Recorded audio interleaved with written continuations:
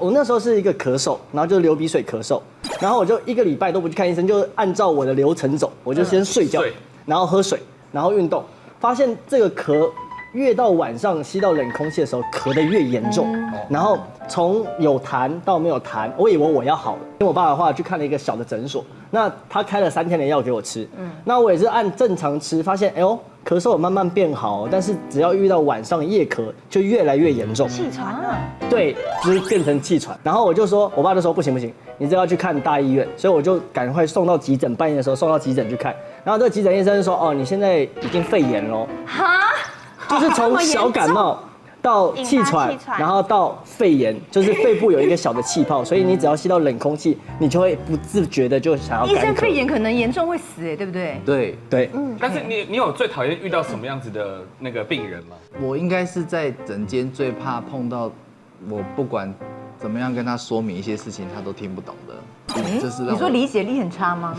会让我觉得我很挫折，就是我不管怎么跟他解释，他都听不太懂。是有多难的病啊？那个就曾经碰过一位患者，他就是指甲周围有发炎，很痛，化脓，然后他就很苦恼，他就来问医生说为什么一直反复发生这个问题。我就告诉他说这个是细菌的问题啊，这是感染的问题，所以你的清洁，你的这个剪指甲的东西要仔细清洁哦。他听了半天以后，他就愣住，他就说那这个是霉菌吗？然后我就说，没有，我说细菌是细菌，霉菌是霉菌。我也问过哎，因为我的手现在就处于这个状态啊，我就常跑你是烂掉吗？就是会感染，然后医生就会说，因为我曾经最严重是蜂窝性组织炎，就是头，因为发型师每天剪头发就会有小屑屑残留在皮肤里面。对，因为做美发的手很容易受伤，而且有一次脚也是，就是鞋子里面刚好有头发，然后就是插进皮肤里面。在日本的途中就觉得，因为一直脚可能走路摩擦，我就回来台湾就马上也是肿起来，然后去看医生的时候，就因为肿起来很痛嘛，医生说你再晚一点，你那一块肉可能要挖掉，就一样也是那种就很奇怪，而且都在末梢，就很容易。所以后来医生是帮你用尖尖的东西拔出来吗？没有，医生都很酷哦。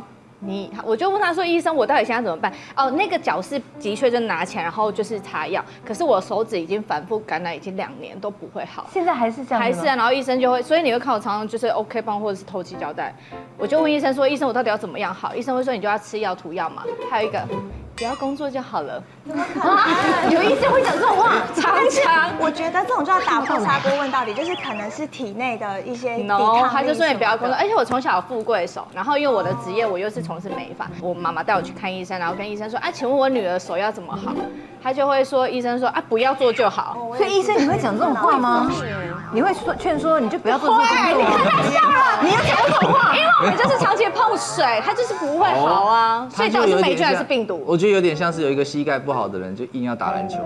可是没办法，正确哦。不是医生，他就是赚钱的工具啊，他就是专业美发师啊。我妈妈也是就是这样。我明白。如果这个医生有多一点时间，他可能会告诉你，你回家应该要怎么样的特殊保养，所以你早上才可以大量的使用，保持干燥，超难。所以你是那种就是一有病就会立刻去看医生的，超级。但是其实我们有统计出来，就是医生们最讨厌的5大病人 NG 行为。然后呢，等一下我们手上都有圈插牌，所以如果你们有中，你们就翻圈，好不好？没有就打叉。第一个呢，就是把自己当医生，认定自己是什么病，医生说什么你都不信。请举牌。你要挺是这种人哦。我就是会觉得医生讲完，可是又自己现在上网的资讯非常透明，我就会自己先科普了一下，然后去又觉得这医生到底讲对不对？不对，我还会换家看那一种。我真的好无聊哦。对啊。我健保卡使用频率好高哦。你去看医生，然后还会跟医生说，可是我在网络上看到你明明不是这样讲啊。我会说我有查了一下，可是我觉得好讨厌，吵架你有没有很讨厌这种病人？我觉得很常见呢，真的对不对？对，就是现在因为网络科技太发达了，真的太发达，所以大家都会带着一些他们的看法，或者是朋友给他的建议的方式。他如果坦诚跟我讲，我觉得还不错，因为至少我知道他心中在想什么。因为现在 Google 就是很方便，我就比如说眼睛干，我就会说眼睛干是为了是什么原因，他就会跳出一大堆。我查完之后，我会看到说哦不会死掉，所以就不用去看医生，我就等很久才去看医生。明明就会引发你严知道这是什么重的事情，病对不对？眼睛干，然后会怎么样？哦，不会怎么样，导致失明。没有，那么严重吗？有的时候眼睛干是跟肝有关系，是你肝不好。然后我就想说 ，Oh my god， 会不会是我喝真的，我前几天才查的，医科。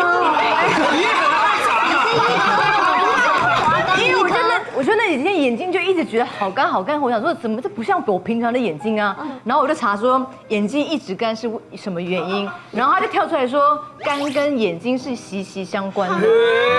他说你要开始那个养你的肝，然后就有中医说你要吃什么什么枸杞啊、红枣，叭叭叭叭叭。所以看医生也没有用嘛，就是睡觉就有用，就是多睡觉就会好，对吗？不对，也不是，也不是，会死掉，你知道这种。可是我觉得之前有一个节目，很久以前日本不是有个恐怖的家庭医学，然后你每一次看那个节目的时候，你知道那节目？我知道，你们没有人知道那节目？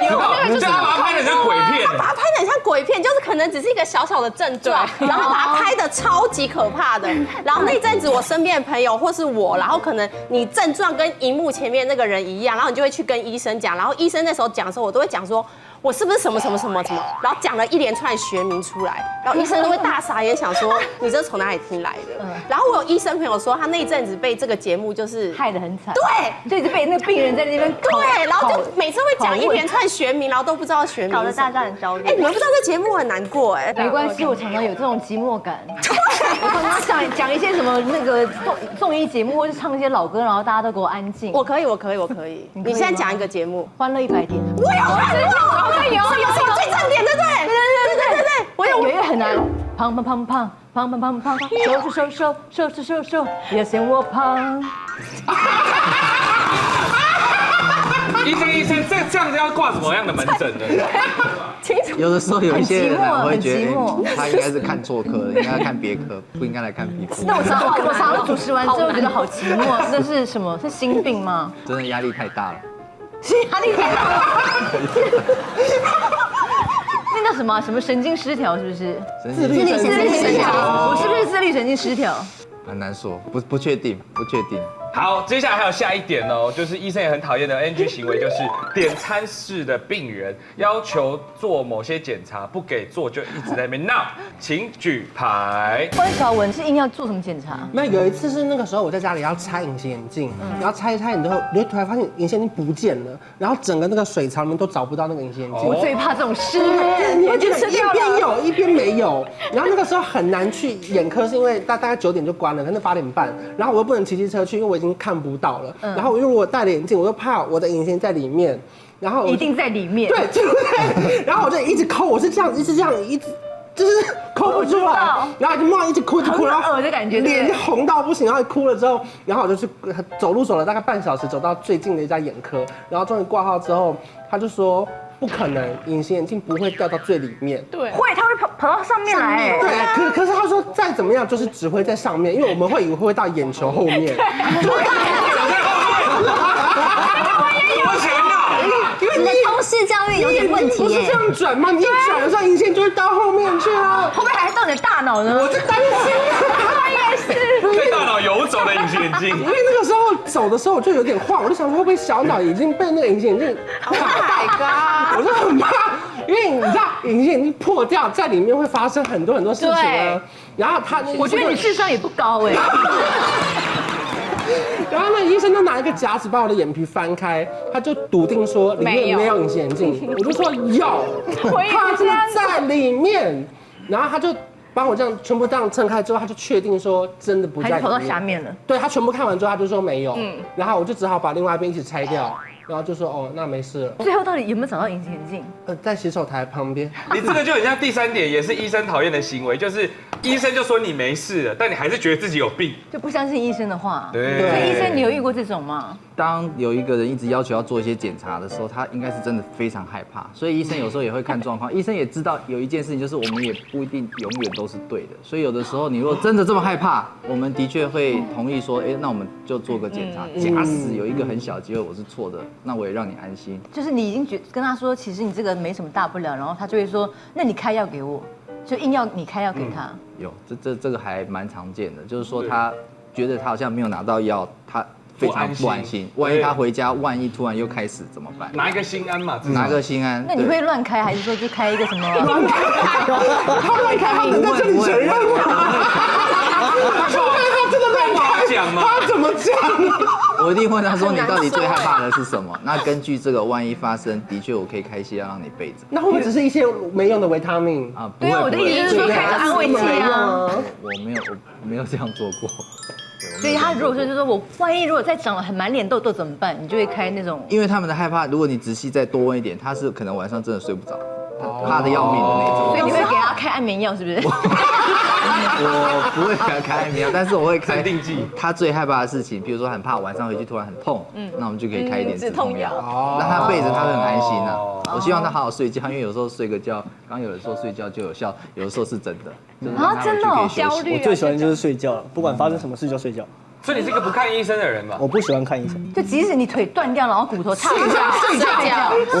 我会先去打，我会先这个比较严重，我会先去打石膏，然后躺在床上睡觉睡一个礼拜。自己打石膏？不是，我会先去医院打石膏，自己没办法打石膏，就是看严重性。上网什么都查得到啊。对啊，你就把那个骨头再塞回去啊。可能比较严重的还是要先去看医生，但如果小病，通常我都是以睡觉来解决。那失眠症怎么解决？就可以睡觉，没有运动。就是想尽办法把自己操到最累。还有一种 NG 的那个医生讨厌的行为是乱用药，就是乱吃家人的药，以为同样的症状，他这药都是通用的这样子。我觉得这个爸爸跟姑姑最常发生。还有婆婆，冰箱里面永远都有一罐不知道那是吃什么的药，而且已经过期3年以上了。然后包含我每一次要去日本，我姑姑都会说：“你帮我买那个什么什么药粉。”我说：“你不舒服吗？”她说：“没有，我就是喜欢每次都要买一盒。”备着。长辈非常喜欢去，人家去日本，他就说买那个小孩子的感冒药，然后肠胃药什么什么药什么什么的。对，韩主爱吃药吗？我爱，而且我会听医生的话。我爱，这不是保健食品。你爱说，我爱。你爱吃什么药？我觉得我是有病就一定看医生的那种人，然后什么药医生开的药我都会吃。然后呢，加上因为我有养猫嘛，我的猫是加菲猫，它们天生的眼睛跟鼻子就比较弱，所以我的猫非常容易会结膜炎。刚好我本人呢也是慢性结膜炎，就是我一辈子都在看眼科，然后每次开的药都一定是什么结膜炎眼药水，然后都永远好不了。就我只要天气什么一变化，我眼睛就会很红。然后我有一天就想反正会开眼药水的那个药厂的牌子就是那几个嘛，我就有一天看着我的猫的眼药，然后再想想，莫非我们可以共通？真的假的？我的猫也是结膜炎，我也是结膜炎，我也做过这个。对，要看兽医跟看人医，我想看看。你会吃狗食吗？狗食你能吃吗？我也吃。我也吃过。我也吃过。你知道阿雅有一次到我们家做客，然后我们都不在，然后桌上有一个饼干，他这边拿起来，然后吃，然后我一出来，他说：“这好好吃。”我说。那是我们家狗的饼干。吃掉大半包。你们觉得兽医的药比较强，还是人医的药比较强？人吧。对，我把猫的眼药水滴在我的眼睛上，哇，痛死了！我的天哪！你好敢哦。但我想都是结膜炎呐，反正我就是发炎。不一样的眼睛吧？对啊。好了吗？重点是血管也不同。我的超痛的，我眼睛超红的啦。那你是看兽医还是看眼科？是我还是猫的眼药水。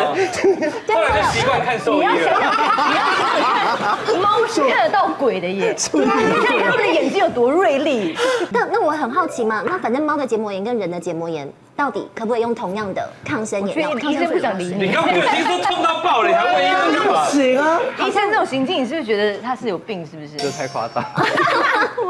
然后还有另外一种也是医生非常讨厌的，就是我开完药给你，但你不按时吃药，然后觉得自己好了就擅自停药。比如说他有个7天的周期，不过你3天好了，你就觉得那我不要吃了。有一种什么药啊？类固醇、抗生素，一定要吃7天，是不是？要吃个3天或3天吗？大家都会停药其实我觉得大部分的人都可能会提早，这是一般大家的习惯，就是都已经觉得好，为什么要吃完？这是第一个。对医生来说比较困扰是。他吃停停，然后又一直怪医生说怎么都没好。所以好了，我停掉是 OK 的吗？不理想，应该要尊重你那个你那个医生，尊重那个医生，你跟他讨论，因为他比较对你的病情比较了解。所以你开几天，你就是乖乖把它吃完。最好是这样，尤其是那个医生如果对你的病情是非常了解的，他给你的建议会是比较精准。所以如果你真的少吃2天的话，真的会比较不会好得快，是不是？就看你是什么大的问题还是小的问题。会不会因为我的手指就是这样都不会好？其实你可以多问医生一句那什么样的状况我可以提早停药。有些医生他就会跟你讲说，对，他就会跟你说。可是我好讨厌3天之后回诊哦，就是我真的乖乖吃完3天，然后好了之后，然后都每次都3天后回诊，是不是想赚我的健保费啊？哇，这样人真的好负面。网友可以差不多骂人了。又抢包的眼药水，然后又换医生，3天就见你一次。人家医生好心想要让你回来，然后看看你有没有恢复健康，你这样怎么谁在骗钱？ 3天就想看你一次，这是一个可能。另外一个可能是他觉得你的病比较严重，他需要确定他开的药有没有效，3天后要回诊。但是如果是小病也都3天回诊，也是有啦，也是有些诊所他们就是固定只能开3天的药。我有遇过一个，就是那个医生会告诉你，我开抗生素给你，你要记得要吃完周期。你有去看过医生哦？有一次就是他睡饱，你是在里面睡着了嘞？这次是我睡觉睡不醒，不是睡觉没有办法解决的。睡觉没有办法解决的一次，就是唯一的一次，就是我那时候是一个咳嗽，然后就流鼻水咳嗽，然后我就1个礼拜都不去看医生，就按照我的流程走，我就先睡觉，然后喝水，然后运动，发现这个咳越到晚上吸到冷空气的时候，咳得越严重，然后从有痰到没有痰，我以为我要好了。然后我就继续不吃药，我爸就说你该去看医生了，已经咳1个礼拜了。如果你不去看医生，你传染给我们2个老的，我们2个老的要怎么办？我就说好，听我爸的话，去看了一个小的诊所。那他开了3天的药给我吃，那我也是按正常吃，发现哎呦咳嗽有慢慢变好，但是只要遇到晚上夜咳就越来越严重，气喘了。对，就是变成气喘。气喘结束之后呢，我就发现。我又咳了，我就跟我爸讲说，爸，我看医生也看不好，所以看医生也没有用，就等他自然好吧。我又拖了第3个礼拜，发现我又突然又有痰了。我从有痰到没有痰到又有痰，然后我就说，我爸就说不行，你这要去看大医院，所以我就赶快送到急诊，半夜的时候送到急诊去看。然后这个急诊医生说，哦，你现在已经肺炎喽，就是从小感冒。到气喘，然后到肺炎，就是肺部有一个小的气泡，所以你只要吸到冷空气，你就会不自觉的就想要干咳。医生肺炎可能严重会死哎，对不对？对，所以我就是从一个小小的病，然后都不去看医生，我以为睡觉会好，然后到去看医生，然后到后来我才发现，哦，原来有些比较严重的事情是真的要马上立即去看医生。那时候那个医生就跟我就是嘱咐说，你一定要吃完7天的抗生素，喝这个咳嗽药，这个白白的小小的1粒，喝完化痰你才会好，不然如果你中间有间断，那你就会继续跟前面这3个礼拜是一样。而且你有乖乖吃吗？就前3个礼拜不乖嘛，后面那个1个礼拜都蛮乖的。而且抗生素其实只有2、3种，没有很多哎。我们把一种断掉了，它没有办法，我们身体抵抗了那个抗生素，你剩下更高级的只有2、3种选择。所以如果每一次都断，最后真的没药医，没有药，会越来越重。对啊，我们会越来越强壮，病毒越来越强壮。小姐不犀利的 YouTube 居然开放会员了，只要加入会员的话，就可以得到我们的专属徽章，还有机会可以来看小姐不犀利的现场录影哦。只是还有机会而已，还有机会而已。反正就有可能。要不是那一次被医生诊断出肺炎的话，你根本就觉得医生的话不用信。也没有说医生的话不用信，就是医生的话就听他讲，就是看什么样的病。哎，不过医生，你是不是说有遇过那种进了你的诊间之后完全不讲他是什么问题的？对，就是在那边哭。真的就是他走进诊间，我就说，哎，这位先生，请问你今天看什么病啊？他就很认真的瞪我一下，说。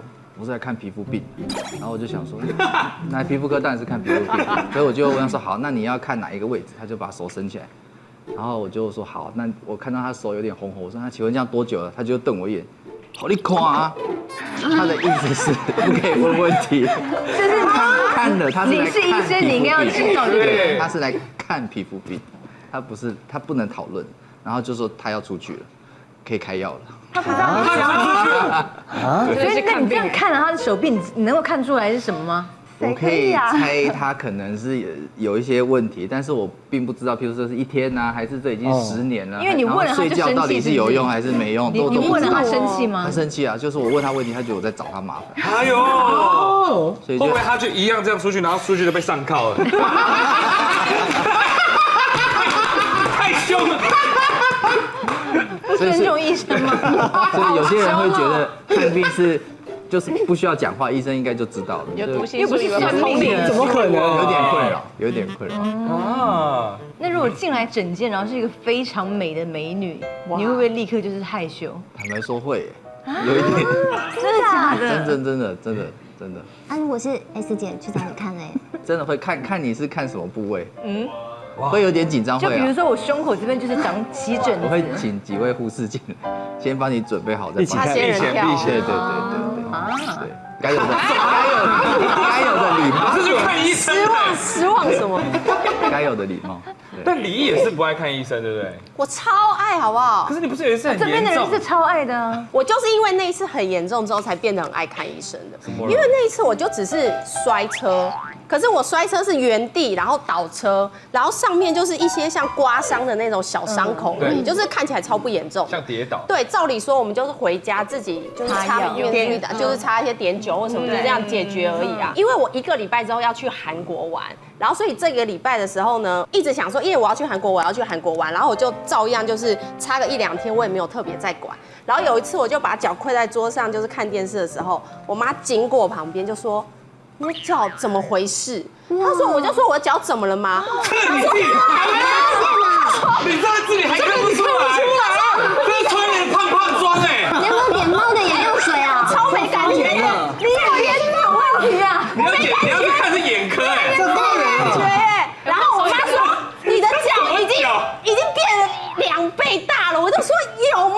然后结果鞋子穿不下吧？对，然后后来我妈就说有，你眼睛有问题是不是？然后还帮我拍了这张照片，她说你自己看。然后我看了照片，我才发现就是有那个对比，我才发现说真的有。哇塞，我的脚手了一个超大。然后我就想说，我妈就说你现在给我立刻去挂急诊，因为那天我记得还是放假日，然后我明天要去韩国玩，然后我就赶快去挂急诊。结果我要穿拖鞋，我才发现我夹脚都穿不进去，昨天都还穿得进去，痛不痛？我也不痛，然后就是热胀胀。对啊，这个就是痛啊。然后后来反正我就去急诊室，然后那医生就讲说，哦，他说你这个是即将要蜂窝性组织，他说你再晚一点点来，他就蜂窝性组织炎，就挖掉。真的假的？那我明天还可以去韩国吗？他就说不行，他说因为不能去韩国了。对，我觉得，所以我觉得我那个礼拜就是节制再去啊。干嘛好吧？不好吧？还要坐轮椅，然后没有，他说因为国外有一些不同的细菌。他说：“你要是那个伤口还没有医治好的话，你去的话，你被不同细菌侵入的话，你回来台湾你可能很难治。所以他就说你要取消韩国之旅哦。对，脚都筋掉了，怎么去？自己回来就大一点，一只鞋子买大一点。好可惜哦。可是你知道，当我放弃韩国之旅，就是我打电话去取消之后，不是我突然变很痛。”好险！这不是还好取消了吗？我觉得我之前可能就是有一个心理，就是不想接受它，就是不想面对它，觉得说我不痛，我要去韩国，然后一直到不能去韩国之后，我突然变得很痛，然后整只脚就是心也痛，对，然后就是走路也是掰咖这样子。真的很。你现在好了吗？我现在好，那很久以前都好了，就是那一次。那你后来有没有立刻再补去韩国？就没有，对呀，是不是？脚好了怎么没去？而且我重点是我那次去韩国，我是免费去哎。为什么？就是我朋友2张免费的机票，然后他说，哎，那我有免费的机票，他说就是一起去这样子。我说哦好啊，那时候有男朋友，然后后来就没有办法去，就也分手了。他一个人去韩国玩，好嗨耶！好开心哦！一个人去韩国玩，因为我不能去啊。如果要2个人都取消的话，他想说那他倒不如就一个人去，所以他后来一个人去韩国玩，然后我一个人留在台湾。那后来有分手吗？哦，分手了，但不是因为这件事情，是后来之后才分手。而且其实如果你真的去，你脚痛真的不能走，因为它就会当热痛抽痛。我鞋子也没办法，对啊，然后也不能放弃。我还想说什么热啊？所以你现在脚恢复灵活度了吗？我现在脚恢复灵活度。现在还依然可以夹东西吗？我最近筋骨有点不开哎。我很久以前有去上康熙，然后也有表演过。可以啊。用那个夹棉花棒挖岩石。帮你挖，你挖你自己，谁超后面？我挖我自己的来了啦，李，很久没看这一招了哎。哇塞，你看他多灵你看他的脚。你们先不要，等一下，我很久没有做这个，有时间拉拉。想不到，我很久想不到吧？我先帮你拉。今天没有想到这一段，你先拉一下筋啊！我真没有累到，不可能吧？拉一下筋，拉筋，这样可以吗？哇，好厉害啊！我已经好像要到了。没关系，后面人帮你推一个。好，可以，谢谢你。就拉一拉就可以，可以好像很灵活抠眼睛了。好强哦！失传已久的脚技，你的脚有没有先消毒？来了李毅，好灵活，好准确，好准确啊！我好感动哦！用脚开这个，然后拿出一颗糖吃，怎么烤到我的糖哎！可以吧？可以，这开这很简单，不就这样开吗？然后拿出一颗糖，用脚拿，用脚。那哎呀，你的脖子好那整盒都给你。那你过来，你手接过来接着。还是你嘴过去接？我倒出一颗糖给你嘴过去接，早知道不要用这个，嘴巴去接。早知道不要讲这个。在这边，哎，你蹲在这边，快！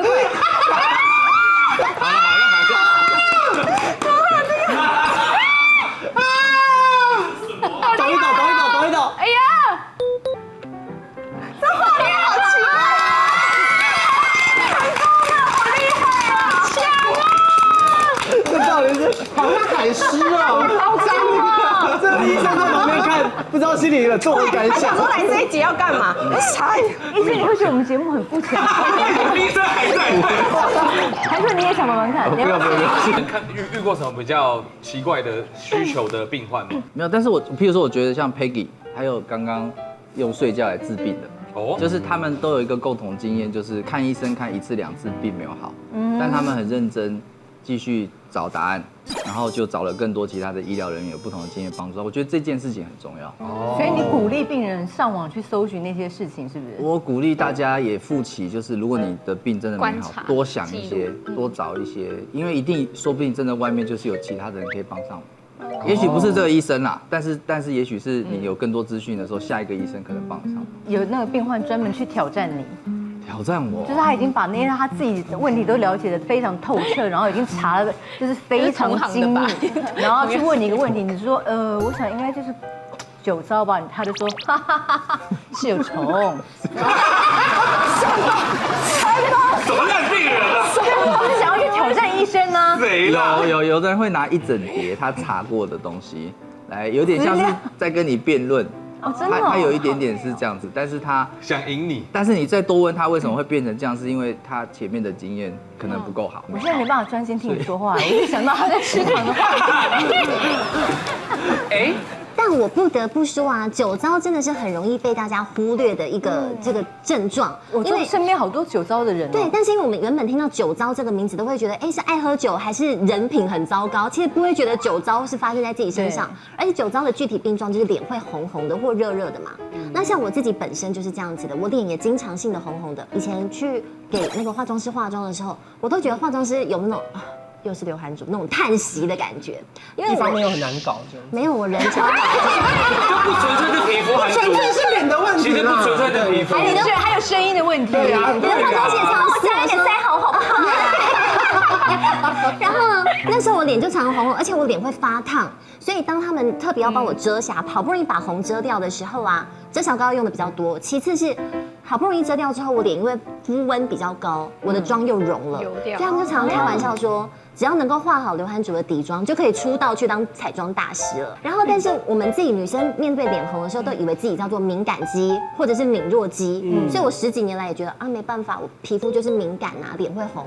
那直到有一次，我要去录一个访问，是我要访问一个皮肤科医生，然后我也是素颜进去梳化，然后那个皮肤科医生哦，他就直接说，哎，你脸很红，你脸上一定有虫。我心里想，哇，怎么这样子？没听过脸上有虫这件事？对，我觉得哈什么？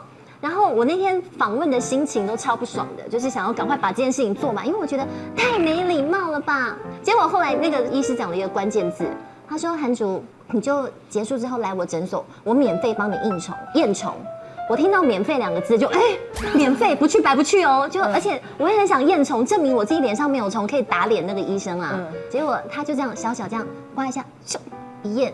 我光是这样局部一个部位就17只，也太多，而且是活的。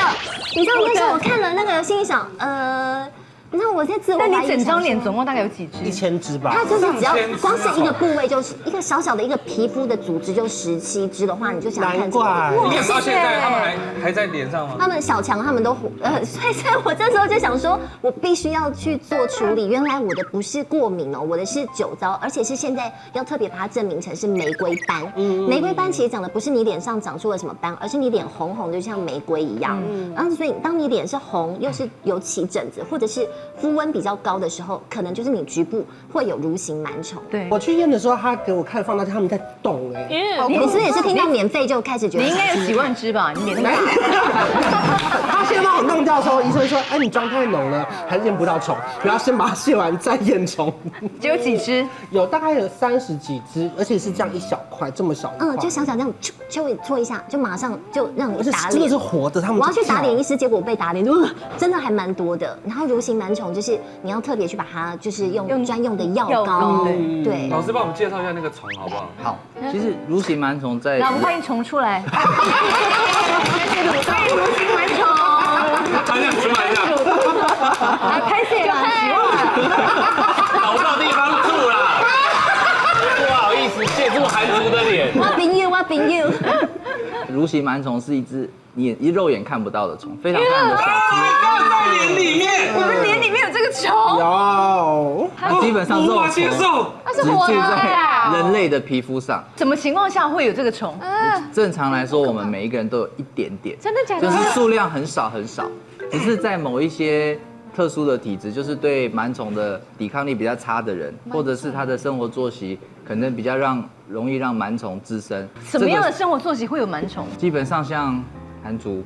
就是大量使用比较油类的保养品，有一些说法就是因为螨虫它是喜欢住在毛孔比较油的位置，所以油上加油对螨虫的生长比较友善。所以你遇过脸上最多螨虫的是几只？其实算到100只就不算了，就100只以上，一个点100只以上，所以我们就不会去验全脸了。所以一个点可能就5袋，对，就一下一点点，一个家族。所以它即使就是非常用力的洗脸，你也洗不出螨虫掉下来。如果它太多跑到表面，你会洗掉一点点，但大部分你会看到螨虫掉下来。大部分它都钻在毛孔里面，但是偶尔会有可能在你睡觉的时候，有的时候它有可能在晚上会出来走动一下，出来走会搬家搬到隔壁的毛孔。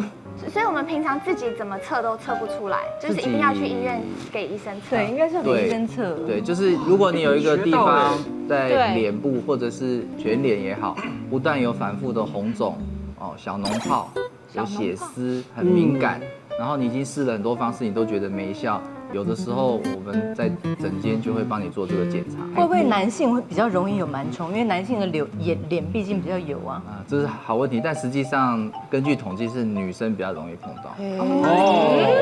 他爱女生啊，他是男生哦。虫啊，是因为女生比较常用化妆品那些吧。是因为清洁没有清洁好，还是因为体质如果偏油的人他就容易这样？目前可以确定的是，就是100个人里面大概有1到5个人会有玫瑰斑的症状，但是不是每一个有玫瑰斑症状的人虫都有，只是有一些人是虫比较多，所以这些人就可以接受，比如说灭虫的治疗，它其实是一种外用药膏，也蛮温和的，大概1到3个月就可以把虫减少，所以只要用药膏就 OK 了。对，有，因为我那时候就是我确定验虫了之后啊，那个皮肤科医师就有开那个外用杀虫药膏给我，它不是让你吃的杀虫剂哦，它是其实就是一条药膏，可以让你擦在你脸上红的部位。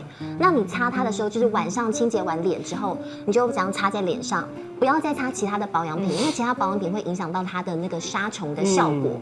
然后你就放心的去睡一觉，起来之后，早上记得要用温和的洗面乳把它洗掉，因为那个虫的尸体是可以靠着这样洗掉，它不是靠清水洗一洗。那大概你就像医生说的，我其实持续用了1到2个月，差不多2个月之后，我的那个脸红就很明显改善很多，就真的是我身边的化妆师朋友都惊叹说啊，安珠你的脸已经没有以前那么红了，是这样子。所以你等于是把虫都清光了吗？对对对，就是你把它控制在不再超标的状况之下，然后你就是日常生活你要维持，第一就是你不要再用一些比较高刺激的保养品那一类的，还有就是你的生活习惯，当然是我会尽量开始少用毛巾，因为毛巾你用久了没常换，没有频繁的更换的话，里面会有一些细菌或是不好的东西滋生。所以你就是再调整一下你的保养方式，加上外用杀虫药膏，它不是要用一辈子的，其实3个月左右就差不多就会看到很明显的效果了。医生，你戴这个到底是什么啊？这个是一个放大镜，然后有一个特殊。我还以为是新的 AirPods。太大了吧？所以你可以用那可以看出来有没有虫吗？一般就是如果要先确定你有没有玫瑰斑，医生除了会问很多问题之外，也会仔细的看你全脸的状况。哇，好赤裸有哦！一些症状会让我们担心我曾经有酒糟肌耶，上次也分享给 S 姐大家看过，有，那好红哦。你现在也好了，现在就好了，真的。对，我以前也有，我以前超严重的。那你怎么好的？我是很早10几年前的时候，然后那时候还没有什么酒糟，所以我被误诊了，大概我到第7家才确诊我是酒糟。我那时候其实就已经长满脸很严重，所以你那时候虫应该已经很多了。可是那时候没有所谓的厌虫，是最近几年才有厌虫，我们那时候都完全没有，我就只能靠擦药吃药。我吃了1年半的抗生素，哇，好久，还要断续吃类固醇。就是断续，那时候要吃到4环霉素，就是吃比较高剂量的、比较强的。然后后来我就也是调整作息啊，然后或是什么的，然后去慢慢让它修复。他说6、7年前那个时候医师还没有有虫这个观念吗？应该说以前都知道有虫，但是就不确定这个虫只是刚好路过。还是它是真的造成问题的一部分，所以就不确定。你说他其实是要去便利商店的，然后你刚刚挡在前面，带我去，要路过啦。散步过来的时候刚好被验到，所以我们不确定你的酒，因为以前就知道不是每一个有玫瑰斑的人把虫全部去除来那个尘螨常常被跟这个东西混在一起，但它们是2个完全不一样的东西。所以尘螨不会粘在脸上，尘螨就不会住到毛孔里面，会住在哪里？对，鼻子里吧？枕头，鼻子，它只会路过而已，在枕头上、床垫上，但当然会接触到你的皮肤，会很痒啊，但它住不下。你发现你的脸上就是开始有红红的，你会去看医生吗？还是就睡觉？睡觉。然后我还会找到一个解决的方式，就是我其实是一个很勤劳换床单跟枕头套的人，我1个礼拜会换1次，然后床单是2个礼拜到1个月。我跟你讲，你脸上有虫，不管怎么换床单都没有用。没关系，我会不知道这件事情，然后睡觉，然后我的皮肤就好了。医生，你这个可以看到他脸上有没有虫吗？这个其实没有办法看到，除非它同时间有很多只聚集在一起，那才有可能。应该是不会有啦，因为我通常有事情都自己解决。你如果蛀牙呢？我没有蛀牙。但是我前一阵子发现我的牙齿有一个骨头扎在我的牙龈里面啊，什么意思？不知道是软骨还是我牙齿的小碎骨，我不清楚。但是我就发现我的左后面有异物，然后我就舌头舔的时候就发现很不舒服，有刺刺的感觉。但我就想说，我也不想去看医生，可能是我咬骨头或者是咬什么，因为我很喜欢吃软骨。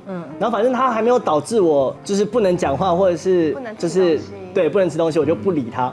然后过了2天之后，我就发现我上面的牙龈跟下面的牙龈一起肿起来了，我就发现不太对哦。然后我用舌头一直舔，好像快摸到那个东西了。然后我就去拿那个夹毛的那个拔眉夹。对。然后我就先用酒精擦一擦，我还是有点医疗观念的，擦一擦之后，有，你真的有。对，我就拿那个手电筒照着镜子，然后照着我的牙齿地方，然后把它打开。你有看到吗？你有看到？没有，我看不到，因为它牙龈已经肿起来了，所以那个骨头被扎在那个牙龈里面，包覆住了。对，然后我就一直去抠那个，就是小小的去抠那个一块的地方，我就这样边舔边抠，就被我夹出了一块小的东西。就是那个吗？对。所以那到底是什么？因为我后来有去问我牙医师的朋友，他说可能是就是小碎骨扎在你的牙龈里面，就是你某个肌骨或是。对，可能，那我就想说啊，好险，我自己把它解决了，我就不用去看医生了，很麻烦。好荒谬，这样就可以继续睡觉。对，然后又过了3天，它还是肿的，还是没有就是消掉，但它有赶快睡啊！对，我已经睡3天了，还没有发现还没好。哦。对，然后我就发现不太对了，是不是还有东西没有清干净？我就换了另外一个镊子。更尖的是不是？对，挤痘痘的那个。然后我就用一样的方式，酒精先消毒，消完毒以后，我就把嘴巴打开，他说不对，一定还有东西。然后我就开始去戳那个我的肉，然后我就戳，就被我夹出了一块，还有一个小东西。对，你看到还一条插在里面的，对。然后这是什么时候发生？你知道吗？昨天。昨天晚上。就是说你那时候还没清干净，然后昨天你又再清了一次。对，我就发现就是还有异物，就是又过了3天，就好像还有异物，然后我就又在消毒，消完毒以后直接拔，然后你看我今天牙齿就好了。看不到不肿了吗？现在？就现在完全是牙齿是好的，只有一个就是我戳破了那个洞。但是你骨头会卡进牙龈，你牙龈有没有退化？我有去问我的牙医师朋友，我的牙医师朋友说，可能是你的小碎骨正在排出，或者是你真的是吃东西扎到你的牙齿里面。因为什么叫小碎骨正在排出？牙医说很常见，就是你的牙龈有扎到其他的东西，或者是有小碎骨排出来，他只是就把它清掉，清掉就没事了。所以如果你去看牙医，他也会用同样的方式帮你弄。应该是就是更安全，不会导致发炎的方式，然后帮我把这件事情处理掉。所以你现在是不是更嚣张？就是很多事情不需要去看医生嘛，就是时间到了就会解决了，找到根本的问题，然后把它解决了，基本上就那是躺在那，就没事了。你走过去，每个人他就说，你一进去，你就是把裤子拉到膝盖上，对，然后二话不说，躲都没得躲，你没有在那边按我，有，女生也要哎，也是女生也是直接到这里吗？脱裤子，那医生就是这样看你下面，哦，好像蛮健康的，OK 这样。有啦，你们2个年代的。哦，你们更古早味吗？你们不检查吗？你们有检查揉虫吗？有。有。柔虫是小学。小学老。而且我一开始的时候，我误会他的意思了，我以为他是要夹带一些那个大便，所以我每次都包一个大便去。你后来才知道，你说你检查之后沾屎吗？对啊。误会了。我还想包了跟馄饨一样哎，然后我还把它压得很美，还觉得自己弄得很厉害。那你教的时候，你那张是臭的。对啊，臭。算了，小学的时候常会做一些很蠢的事。对啦，所以像我就觉得说，哦，那些帮我们检查的医生很伟大，因为他要摸全校男生的鸡鸡，真的。就是他要二话不说就求，可是我觉得他是摸小孩子，应该觉得还好吧？哦，因为有些是还要去检查成人的私密处或是什么之类的，那个更尴尬吧？你有遇过什么尴尬的状况吗？就是让你觉得说啊，我在现场其实也觉得有一点小害羞的。我有那时候去，我忘了是怀孕还是怎么样，反正就是妇产科，是别人推荐的。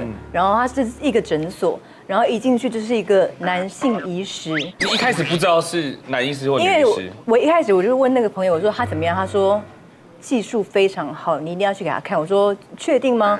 他就说我大力推荐。然后我就已经瞬间被洗脑了，所以我就没想到问是男是女。对。然后一开帘子，他说谁，然后我就想说他说坐上去。然后我就坐上去，他说把裤看你自己吗？对，不然还要我搀扶我吗？然后你说就是腿要彻底的打开，然后他就在那边拿那个这样然后还会拿东西塞进去什么什么之类，然后都会想说，那一段时间一定变得很漫长的，对，很尴尬。所以你看，其实我们尴尬以外，其实那些职业他们也要，因为那个男医生就一直要表现出我根本 I don't care 这是什么东西，你知道，好像在煮菜一样，因为他表情没有很管理，对，不能笑场，绝对不能笑场。对啊，或者是一看就。那种不过我真的觉得这种私密处会遇到这种状况，像我自己本身有个隐疾，我就是呢屁股会长很多那个屁股痘痘，现在对，俗称屁痘这样，就是在那个屁股下面那边，对，是因为流汗吗？我就觉得可能是因为我睡觉可能都会流汗什么的，所以我那个痘痘一直反反复复就一直发炎这样，然后我就想说，它虽然是长在屁股上面，不过它就是一般的痘痘啊，跟长在脸上的痘痘是一样的，所以我那时候就去挂皮肤科，对，我那时候就跟他讲说，我想要医生你帮我开那个擦痘痘的药，这样就好了，对啊，我想说反正把那个药拿回去擦在屁股上一样，结果呢他就说，哎，你脸上没有痘痘啊，你是哪里的痘痘这样？然后我就才支支吾吾跟他说，因为我的那个屁股上面有很多痘痘这样子。然后他就很严肃的跟我讲说，哦，屁股上面的痘痘有分很多种哦，然后它有不同的那个病灶的原因这样子，所以他说你必须要让我看。是女医师吗？女医师，我那个时候裤子一脱下来的时候，我真的尴尬到极点，我蛲虫掉出来。我那个时候，因为我那个时候在家废了3天，所以我没洗澡吗？没洗澡，然后3天也没有换内裤。不可能，真的。所以是你一脱下来就闻到臭味吗？对，我自己就闻到了那个，哎呀，觉得那个味道这样，医生也要装作就是好像就是大风大浪都见过了这样子。最尴尬的是，我那个内裤一脱下来的时候，他一看。我很多屁痘都是已经有有脓的，他就说你这个可能要把脓包挤出来。之后才不会就是一直累积在里面这样，所以呢，他跟那个护士这样2个人就这样子一抓着我的，一人抓我左边屁股，一人抓我右边屁股，开始在那边帮我用那个钳子的那种器具站着挤啊，很痛哎，挤没有我趴在病床上面，然后他们这样帮我挤这样，可是我在挤的时候我就感觉到有那个就是火山爆发一样，你知道吗？不是，你那时候感受有脓包真的非常有脓包这样喷出来，然后我就好像有一颗还太大了，就是那个脓包就是喷到那个医生的不知道身体还是什么，然后他还发出了这样子一声叫，然后我就觉得超级不好意思的。拍影片的网络上很多这种挤痘痘影片很疗愈，可是发生在自己身上的时候真的。你那个时候已经 ，sorry， 你那时候已经是医生了吗？对，然后。所以我从此再也不敢再去踏入那间皮肤科。你走了之后，他们会说：“哇塞，医生怎么那么臭啊？”对啊，然后我就觉得这件事情就是真的太丢脸了，因为我完全没料到。内裤脱下来那边不会还黄黄的吧？因为3天没换内裤，所以它就是会有一些尿，男生的内裤都会有一些尿味。对，哦，我没有。然后你少骗。产后也很容易尴尬耶，因为像我是坐月子的时候，然后我就住了一个很好的月子中心，然后但是那时候乳腺炎。S 姐应该知道很痛，就是你一定需要有人帮你处理嘛。然后我们那个护理长就很开心的跟我说啊，刚好今天那个医师会来巡诊，所以我就把衣服脱光了，躺在床上等。我想说医师很专业，他会帮我看一下这样。结果一进来，我看到医师是我朋友。哇哦，这不是很好吗？是男生还是女生？是男生。哇，然后他觉得天哪，当时我就 Oh my god！ 那你有立刻把它穿回去吗？没有，因为他那个状况就是很专业，旁边都有一些护理师什么，就会陪同来帮你看你的奶有没有退奶的迹象，这样。好尴尬。哎，你们有打招呼吗？没有，我都不敢打招呼。你怎么在这里？我就看到之后，我就默默的躺回去，然后我就想说惨了，我今天就是很尴尬。那他真的有就开始触诊，然后帮你挤吗？就是他就看，然后就这样翻一翻，就说哦，还是需要那个护理长来帮我挤。然后看完之后，我想说，以后我再也不要约你了。对 ，OK。我们现在对面坐的几位呢，都是他们常常要面临到很尴尬的时刻，是，可是他们是，就是怎么讲，是专业的那一方。对，非常专业的。先看这位女性好了。第一位吗？对，左下角的。但我先来猜，她是应该也就是跟私密处离不开。我们搞不好看到脸会比较有想法，就一打开就是私密处除毛师。什么样？我想私密处除毛师会长什么样子？因为我是想说你打开会有什么想法？脸上的眉毛。好，那我们先请 Vicky 拿下面罩喽。3、2、1，请拿。大家你们可以猜猜看，他是从事什么工作？医美的吧？或是妇产科、泌尿科，像老师跟长照机构、护理，要提示了吗？给我们一点提示。跟私密器官有关，除毛师嘛，对，帮病患洗身体。什么？有，就是照顾我，常年卧病在床。做那个我差点讲大体也吓死我。所以是拘谨吗？拘谨的手术医师。所以你是会看到女性的私密处还是男性的私密处？都有。那就是泌尿科啊。对啊。深呼吸按摩。好，请问是什么？是乔奶按摩师。乔奶按摩师。那会有男生要乔奶按摩？会。乔奶按摩师就是可能是产后的妈妈是不是？就是很多女生她有很多的胸部的问题啊，像她可能是小奶，然后她想要罩杯升级啊，然后也有一些是像一些。产后妈妈刚刚有讲到说塞奶啊，像一些乳腺要畅通，还有乳腺畅通，你也可以把它推开。对，可以，只要是跟胸部有关的，你都可以。对，调整胸型，然后还有很多调整胸型是用按摩就可以把它调整好，整好的吗？可以用按摩的方式把它的胸型调整回来。真的哦，对，就本来已经很外扩跟下垂的。对，然后有很多小胸的女生是想要来，就是从 A 然后大到 D， 靠按摩而已，靠按摩，对。但是就是要阶段性的，不是说一次就可以，就要分好几个段落。这样子。你有用那个拔罐的那个东西吗？没有，我纯手技。我曾经也去按摩胸部，然后他就拿一个很想要变大，对我想变大，然后他就是拿一个很大的那个管子，然后这样嘣嘣这样子。对呀，我发誓真的，然后他就是不会变大，会变长吧？没有，这期很长，可是应该会变肿吧？因为拔罐会变肿。他就是按完之后，然后开始就是一直嘣嘣嘣嘣，然后正确的吗？然后他嘣完之后，我就整个奶是红掉啊，然后我就是这边就会有红红的，然后人家知道我刚去做完胸部按摩，这个是合理的吗？你听起来，我那个只是暂时的水肿，就像拔罐一样，你的皮肤会被拉长，然后你会局部的水肿。那你可能过个1天或2天，可能不到1天吧，你就尿尿就消掉了。对，它只是局部的有一个外力去吸它，然后它局部的水肿而已。然后你会以为你好像真的有变大，但是其实幻觉，没有真的变大。对，但我们的手法就是帮你把肚子的肉肉啊、手臂后背的肉肉，把脂肪往你的胸部的地方推，然后慢慢帮你堆脂肪，然后堆到就是让你的罩杯越来越大。可是它会不会又慢慢松掉？就是说你要利用一些紧实霜啊、美胸霜，然后帮它做按摩，然后你的皮要收起来。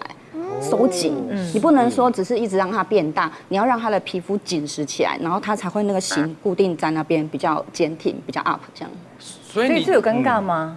会遇到一些客人，他会说，就是我刚刚帮他按完之后啊，然后他会觉得，你刚刚都看过我了，你也摸过我了，那你的也要给我看呢？好，你的也要给我看，太离奇了吧？要求很不公平啊！我都也没有叫医生把你掏出来啊！男客人这样子讲吗？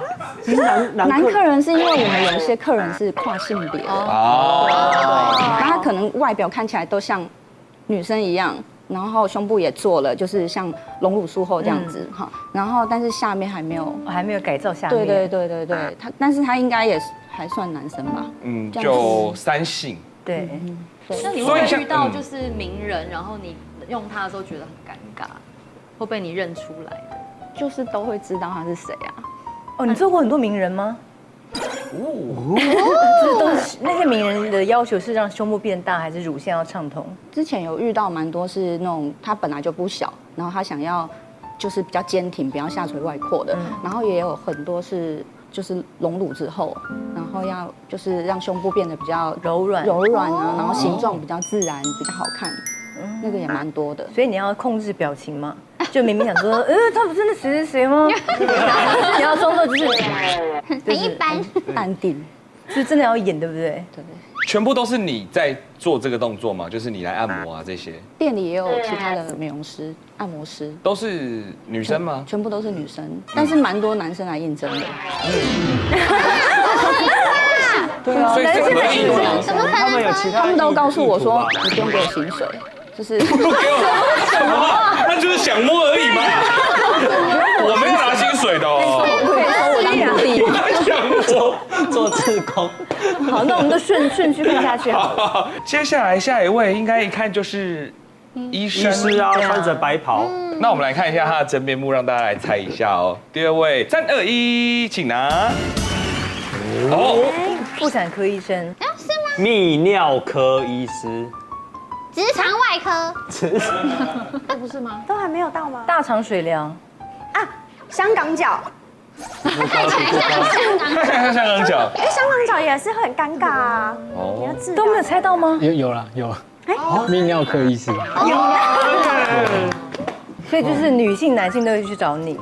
对，但女性有时候比较害羞。那我们也比较害羞一点，我们就是怕，因为男生女生。可是你们有口罩，你们还比较好，可以遮掩自己的表情啊。就是愉悦的表情这样子。没有啦，其实你是说，如果有一个漂亮的病患进去，你就是其实下面是在贼笑，但眼神是要装得很镇定哦。就是我们的专业还是会说，就是很专业的帮他咨询，但你当然看到比较漂亮一点的女性来门诊，你当然会比较开心一点。会不会就硬要那个触诊或什么的？这是很忌讳的，因为的确有听说某些业界的前辈就是老的都是叫技术员做，然后年轻的就我自己来帮他做一下那个超音波之类的。的确有听过有些业界的前辈会这样，真的假的？但我自己很怕啦，因为我都是像之前有一个18岁的妹妹来，就是说她看下面看妹妹，我说妹妹你要不要那个对面有妇产科，因为我们医院有妇产科，你要不要给妇产科的女性的女医师看？没有不要，我一定要给你看，我一定要给你看这样子。然后我就好，那就是这种状况，我就是请护理师陪同我，因为等一下一看完，等一下有人冲进来，男朋友冲进来，不必要的纷争。对，我们还是要保护自己啦，所以我们都会请女护理师陪同。你有帮名人割过包皮吗？可以说吗？说吧，有些不能讲，但是有名的就是孙生啊，孙生是啊，对，孙生的包皮是就是他割的啦。我跟我另外一个伙伴一起帮他割。就是现在那他有把那一圈留下来做纪念吗？当戒指。有，他就放在他们家客厅。然后我去他们家打电动的时候，就说：“孙生，你要不要把它冰起来？放在那边，等下不然误食，你知道吗？”我以为是大长头，就很像一个大长头，黑的一圈，皱的。然后割织完，他就也很坦然，哇，脱下来，然后我们跟他合照这样子。跟他的，那你他要求你们去掉之后合照啊？割完包扎完的时候合照。哇，对。所以你应该就割包皮，现在来说应该是非常小型的手术吧？应该说非常年轻人需要做的手术。所以大概是要长到什么程度就一定要割？通常我们会说，如果男生会有一些异味，然后或者是说勃起的时候退不下来，那有些是长到性行为的时候会翻来翻去的，女生会不舒服，男生也会不舒服，那我们就会建议要做。那如果是以疾病来看，就是说有发炎啊、有狭窄、有流脓之类的。所以你是有割吗？我没有。你没割？我没有割，因为我没有过长啊。你没有被包住吗？没有，我很棒。没有，很多男生不知道自己都不知道自己需要割，真的啦。